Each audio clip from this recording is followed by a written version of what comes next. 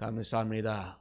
새벽 1시 늦도록 우리가 송구 영신 예배를 드리고, 그럼에도 불구하고 이렇게 모두 함께 나와서 함께 이렇게 예배할 수 있게 하신 하나님께 먼저 감사드리고, 우리 주위의 모든 사람들에게 또한 복을 빌어 주시기 바랍니다.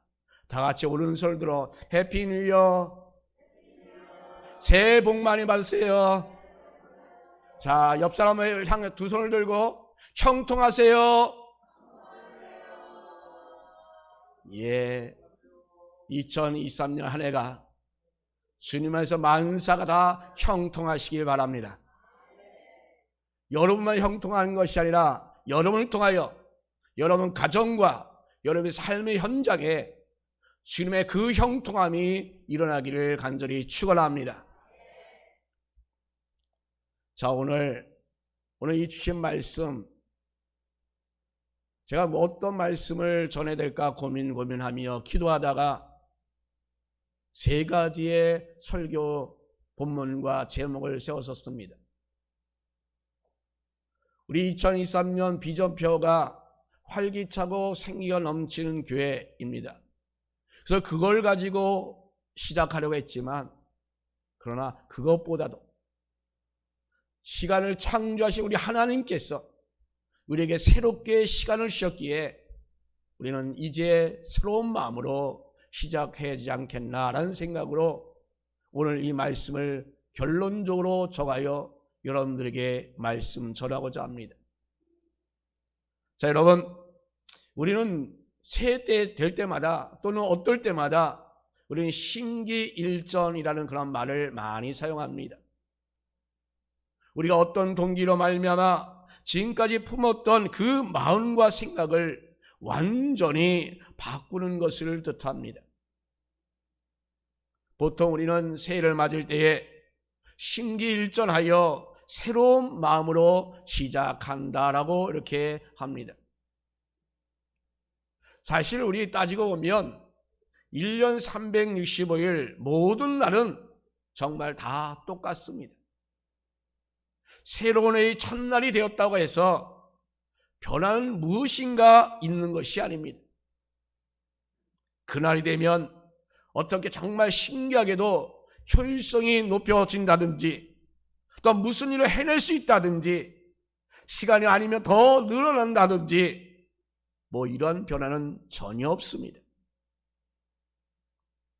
그저 지구는 공정과 자존을 때문에 똑같은 그런 하루를 만들어낼 뿐인 것입니다. 그렇지만 심리적으로는 다릅니다. 다른 날보다도 새해 첫날을 맞아서 우리는 무언가 새로운 것이 시작되는 그런 마음을 우리는 갖게 됩니다. 바로 이럴 때 우리의 마음을 새롭게 정리한 것, 그것은 정말 지혜로운 일인 것입니다. 비단 새해 첫날만이 아닙니다. 우리 인생은 여러 날 가운데 나름대로 특별한 날이 있기 마련입니다. 심리적으로 특별한 날이 있습니다. 그것은 기쁜 날일 수도 있고 혹은 슬픈 날일 수도 있을 것입니다. 정말 세상이 무너질 듯한 그런 아주 암담한 그런 날일 수도 있을 것입니다.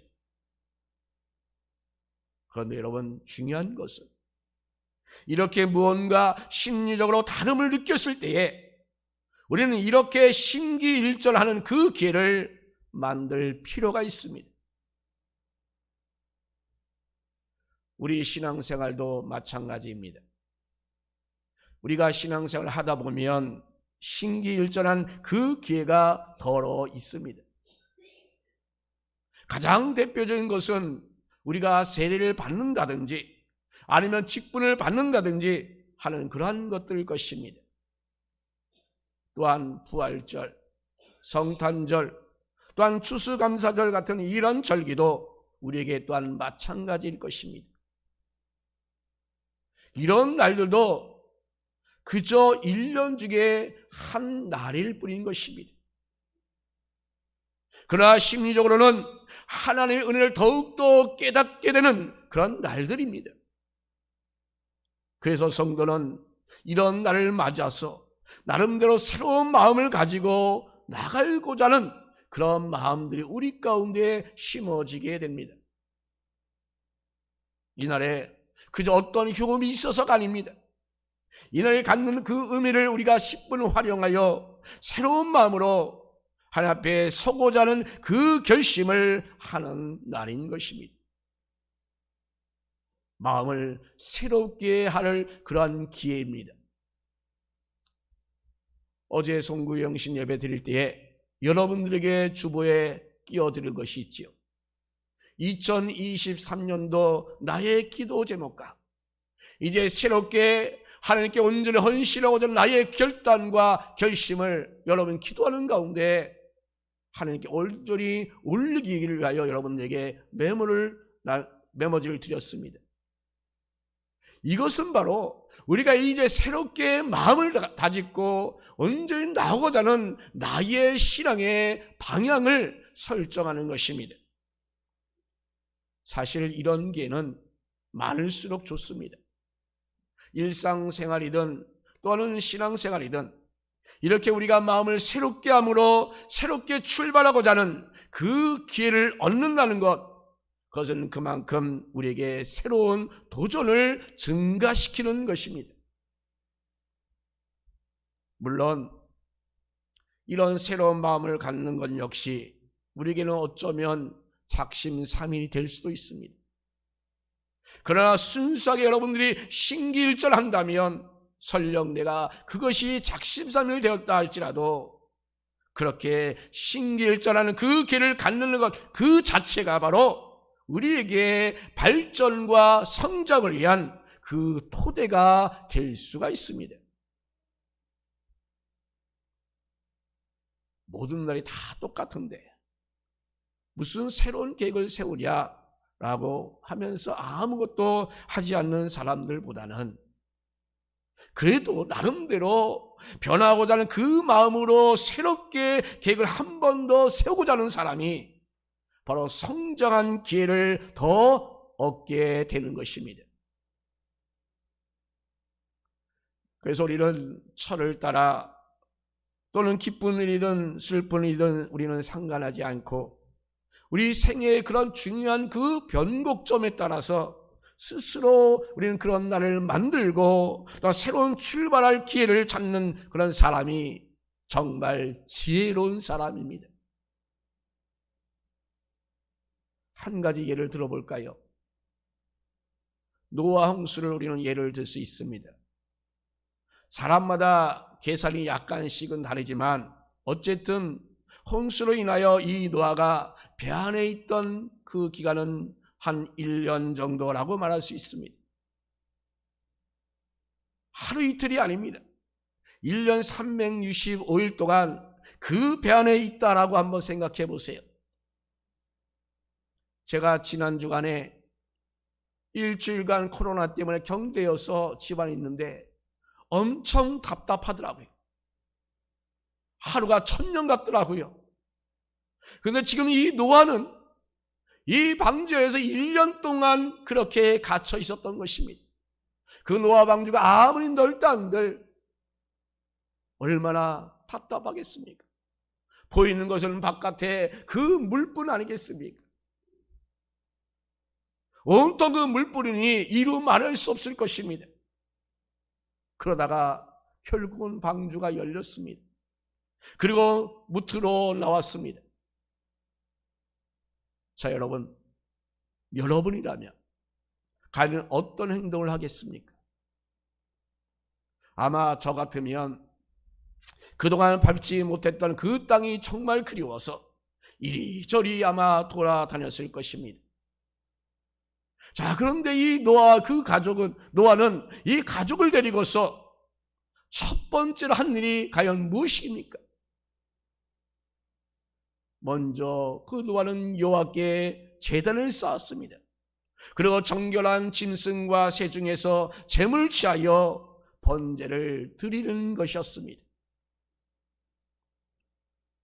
노아 역시 다른 것을 할 수 있었지만 그러나 그 무엇보다도 하나님께 예배 드림으로 말미암아 이 노아는 새롭게 마음을 다지는 일부터 시작하였습니다.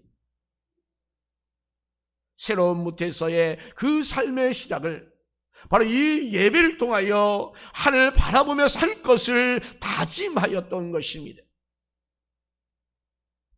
말 그대로 심기일전입니다. 홍수 이후에 새 출발은 바로 이렇게 시작하게 되었습니다. 예, 맞습니다. 여러분, 우리는 기쁜 일이든 슬픈 일이든 정말 상관없이 우리에게 중요한 그 때를 맞아서 우리는 그냥 보낼 것이 아니라 정말 우리는 심기일전의 그 기회로 삼아야 될 줄로 믿습니다. 그리고 우리는 일부러라도 나름대로 심기일전하여 새롭게 시작되는 그 기회를 우리가 가질 필요가 있습니다. 그래서 오늘은 이것과 관련하여 너무나 딱 맞는 그 말씀을 살펴보고자 합니다. 이를 통하여 우리가 갖는 그 심기일전은 바로 이러한 모양이 되기를 소망하며 말씀의 은혜를 받기를 주님의 이름으로 축원합니다. 첫 번째로 우리는 먼저 옛사람을 버려야 합니다. 성경에서 옷을 갈아입는다는 것은 어떤 신분의 변화 등 나름대로 새로운 출발을 의미합니다. 그런데 옷을 갈아입으려면 가장 먼저 뭘 해야 됩니까? 입고 있던 옷을 벗어버려야 합니다. 이런 면에서 오늘 본문은 우리가 심기일전 하는데도 똑같이 먼저 벗어버려야 한다라고 말씀하고 있습니다.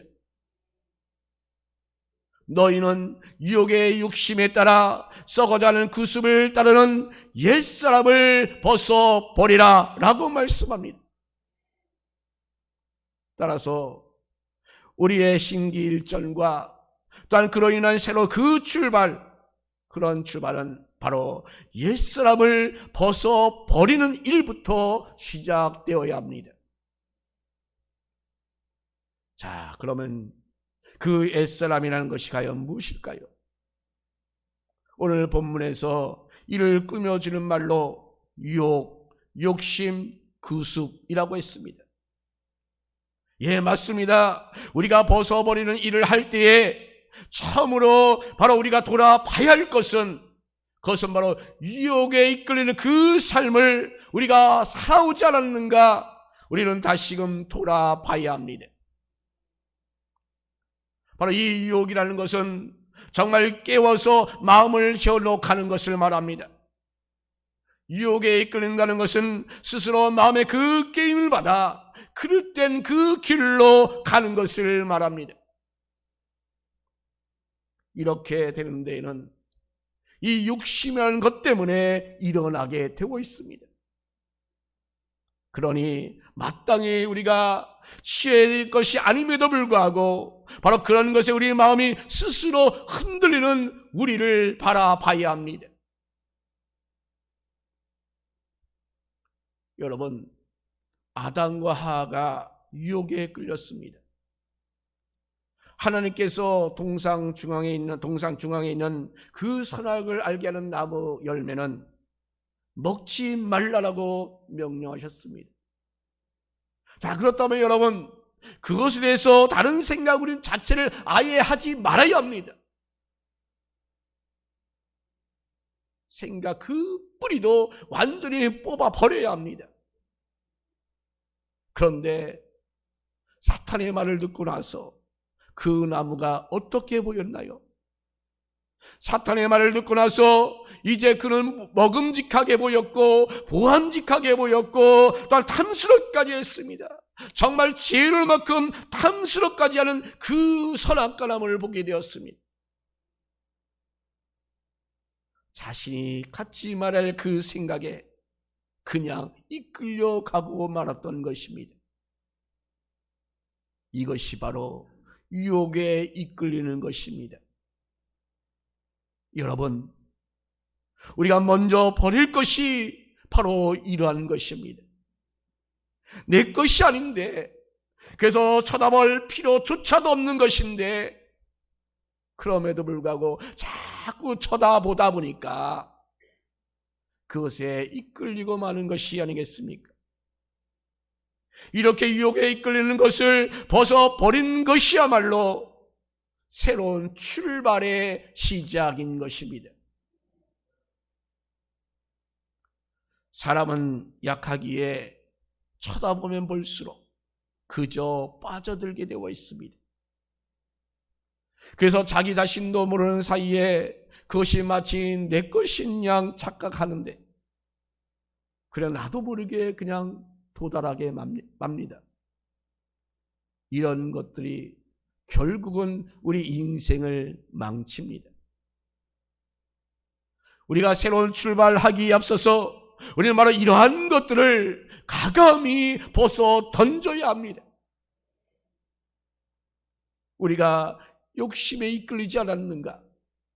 여러분 돌아보십시오. 유혹의 밑바닥에는 바로 이런 욕심이 우리에게는 아직도 존재하고 있습니다.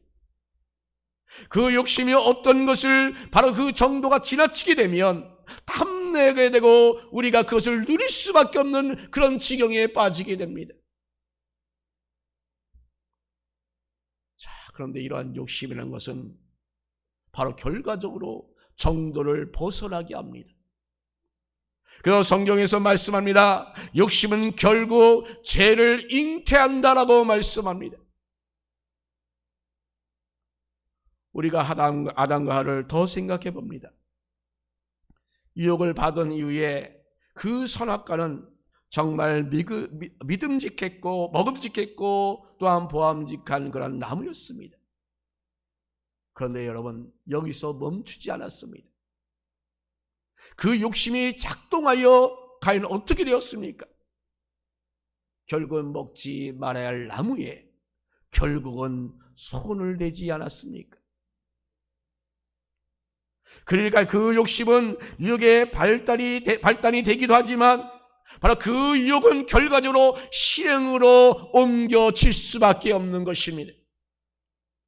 그래서 그 욕심에 우리가 사로잡히게 된다면 우리는 그 정도에서 벗어나는 줄도 모른 채 그냥 우리는 그 정도에서 벗어난 그 결과를 우리는 맞이할 수밖에 없습니다. 사랑하는 성도 여러분, 우리가 혹시나 이렇게 욕심으로 이미 길을 벗어나게 되어 있지는 않습니까?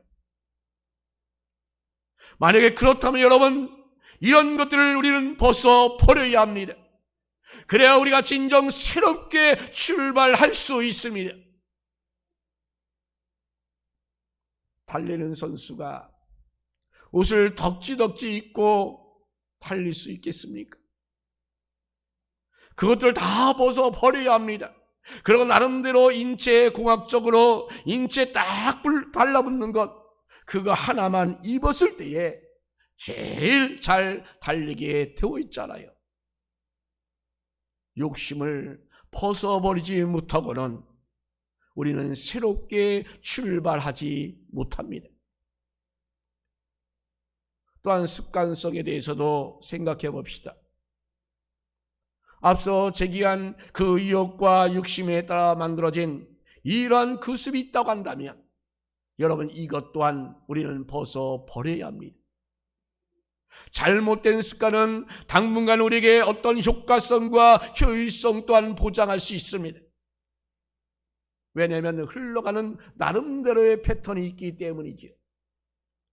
그리고 그것에 우리는 익숙하기 때문입니다. 아무래도 우리는 익숙한 게 편하지 않습니까? 그런데 여러분, 말 그대로 이 구습은 새로운 것에 전혀 적합하지 않습니다. 일시적으로 나름대로 그 효율과 효과가 우리에게 나타날 수 있겠지만 그러나 일정 정도 지나게 된다면 그것으로 인하여 손해보는 것이 더 커질 수밖에 없습니다. 우리가 사회적으로 한번 봅시다. 우리는 석탄이나 석유 같은 그 화석 연료는 정말 빨리 우리는 이 태양열이나 풍력이나 지열과 같은 그러한 자연연료로 전환해야 합니다. 그런데 현재 이 화석연료가 다른 자연연료보다 더 쌉니다. 그러니까 그렇게 바꿔야 한다고 하는 것을 알고 있음에도 불구하고 쉽게 변하지 못하잖아요. 그런데 이것을 바꾸지 않게 된다면 결국은 지구의 멸망은 앞당기는 결과만 초래할 뿐인 것입니다. 바로 구습은 이와 같습니다. 편법과 불법 같은 것에 우리가 익숙해버린 그런 구습들은 우리 현재 생활 가운데는 우리에게 이익 또한 가져다 줍니다. 그런데 이것을 벗어버리지 않으면 우리는 그 구습과 함께 망하게 되어 있습니다. 우리는 벗어버려야 합니다. 그래야 우리는 새로운 출발을 할 수 있습니다. 사랑하는 성도 여러분, 정말 새롭게 나가기를 원하십니까? 자, 그렇다면 여러분, 지금 우리가 쫓고 있는 그 육의 욕심을 따라 썩어가는 그 구습을 따른 옛사람을 벗어버리십시오. 우리가 심기일전하여 새로운 출발을 하는 것은 바로 이 옛사람을 벗어버리는 것에서부터 시작되어야 합니다. 두 번째로 우리는 새 사람을 입어야 합니다. 우리가 벗어버리는 것이 있다면 새롭게 입는 것이 있어야 합니다. 이것은 바로 뗄래야 뗄 수 없는 한 쌍입니다. 벗어버리는 것만 있고 새롭게 되는 것이 없다고 한다면 말짱 헛일입니다. 마태복음에서 예수님 말씀 한번 생각해 봅시다. 예수님께서 더러운 귀신을 쫓아주셨습니다. 나간 귀신들이 자신이 들어갈 곳이 어디 없는가 찾았지만 없었습니다. 그런데 자신이 나갔던 그 사람을 보니 정말 깨끗해졌습니다. 그래서 자신들보다 더 악한 귀신 7을 데리고 그 사람에 들어가니 그 사람이 이전보다 더 상태가 아주 흉악해졌습니다. 자, 여러분, 귀신이 나가는 게 중요한 것이 아니라 나간 이유가 중요합니다. 귀신이 나간 이후에 새로운 것으로 채워지지 않으니까 더 악한 귀신을 데리고 들어온 것입니다. 여러분, 우리가 새롭게 출발하기 위하여 그 유혹의 욕심을 따라 썩어가는 그 구습을 쫓는 그 옛사람을 우리가 벗어버렸다면 이제는 우리는 새 사람의 옷을 입는 것이 우리에게 무엇보다도 중요합니다. 그래서 하느님을 따라 의와 진리와 거룩함으로 지으심을 받은 새 사람을 입으라 라고 말씀합니다. 자, 여기서 우리는 무엇을 입어야 할지 우리는 제대로 알게 됩니다. 의와 진리와 거룩함으로 지으심을 받은 새 사람을 입어야 합니다. 의와 진리와의 거룩함이란 서로 다른 것이 아닙니다. 나름대로 그 의미를 그렇지만 생각하면서 구분하여 하나하나 짚고 넘어가고자 합니다. 우선 우리가 입어야 할 것은 우선 하나님을 따르는 의입니다. 이 의는 본질적으로 하나님께 속한 것입니다. 하나님의 속성이니까요. 이 세상도 나름대로 어느 정도 의로움이라는 것이 있겠지만 그러나 그것은 모두 다 하나님을 비추는 것입니다. 온전하지 않은 것입니다. 그래서 본문 말씀에서는 하나님을 따라 의로 새로워져야 된다라고 말씀하고 있습니다. 성경에서 말하는 의로움도 우리에게 가져다 주는 것이 귀하지 않습니까? 그러나는 이 세상 사람들이 말합니다. 이 세상에도 정의가 있다. 그 일을 우리는 부르짖어야 된다라고 말합니다. 그러나 그러한 정의와 의는 왜곡될 수 있습니다. 하나님께서 입혀주시는 순전한 그 의로움을 우리는 입어야 합니다. 하나님을 따르는 의로움, 그 공의를 우리가 입을 때에 우리는 욕심이나 유혹을 이길 수가 있습니다. 우리가 입어야 될 또 하나의 그것은 바로 진리입니다. 참된 진리는 오직 하나님밖에 없습니다. 세상 아무리 진리라고 말하는 것들은 모두 다 하나님의 속성 그저 일부에 지나지 않습니다. 진리는 바로 절대적일 때만 비로소 진리다라고 말할 수 있습니다. 그래서 하나님이 속한 것이 아니고는 결코 진리가 될 수 없습니다. 세상의 진리는 어떻습니까? 상대적입니다. 진리가 그래서 제 기능을 하지 못합니다. 진리가 제 기능을 하려면 하나님을 따를 때에만 가능합니다. 그래서 오직 하나님 말씀만이 진리다라고 말씀하고 있습니다. 따라서 우리는 하나님으로 새 사람을 입어야 합니다. 달리 표현하면 오직 말씀으로만 새 사람을 입어야 합니다. 말씀 곧 그 진리만 우리가 분명히 입어야 합니다. 그런 면에서 의와 진리와 말씀은 모두가 하나입니다. 여러분, 하나님 말씀을 입을 때 비로소 우리는 하나님을 알게 됩니다. 하나님 말씀을 입을 때 비로소 우리는 하나님의 공의를 깨닫게 됩니다. 또 하나님 말씀을 입을 때 비로소 우리는 진리를 알게 됩니다. 새 사람 입는 것, 그것은 결국은 말씀으로 진리를 입는 것입니다. 오늘 본문에서 제시하는 마지막은 바로 거룩함입니다. 거룩은 겉으로 드러나는 어떤 모양을 의미하는 것이 아닙니다. 이 거룩은 하나님을 향하여 구별되는 것을 말합니다. 이 교회라는 건물은 하나님을 예배하는 그러한 장소로 구별되었기에 거룩한 성전이 되는 것입니다.